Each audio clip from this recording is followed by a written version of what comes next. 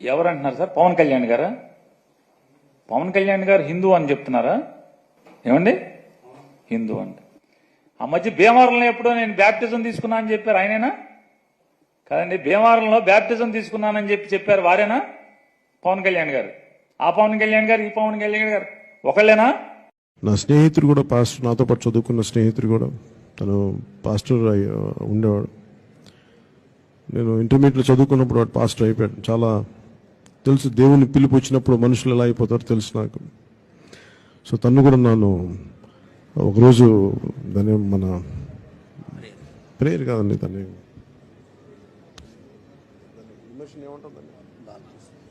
నన్ను బ్యాప్టైజ్ చేశాడు. ఆ మధ్య ఎప్పుడు ఒక ముస్లిమ్స్ ఇంట్లో టోపీ పెట్టుకుని హలాల్ చేశారా మాంసాన్ని, హలాల్ చేయకపోతే మనం తినకూడదని చెప్పని సోఫా మీద కూర్చోకూడదు, రంజాన్ మాసంలో కింద కూర్చోవాలి, మంది ఇది పెద్ద మాంసమేనా అని చెప్పి గబగబా అడిగి తిన్నారు, ఆయనేనా?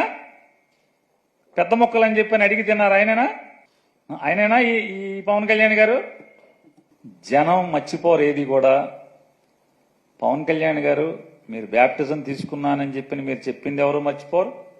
నాకు మతం లేదు కులం లేదని చెప్పినా మీరు ఎవరు మర్చిపోరు. మీరు రష్యా చర్చిలో యేసు ప్రభువు యొక్క మందిరంలో మోకాళ్ళ దండేసింది కూడా ఎవరు మర్చిపోరు. మీ పిల్లలకి క్రైస్తవ పేర్లు పెట్టుకున్నా కూడా ఎవరు మర్చిపోరు.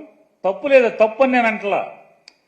అంటే మీరు ఇవాళ కొత్తగా శ్రీ వైష్ణవ మతం ఎవరన్నా కొత్తగా పుచ్చుకుంటే ఒంట్లో ఎన్ని భాగాలుంటే అన్ని భాగాలకి నామాలు పెట్టుకున్నా అంటే ఎవడో ఈయనలాంటోడు ఎవడో అట్లా కొత్తగా ఈయన హిందూ మతం తీసుకుని ఉంటాడు. మేమందరం పాత రోజుల నుంచి పుట్టిన కాడి నుంచి హిందువులే మేమందరం కూడా.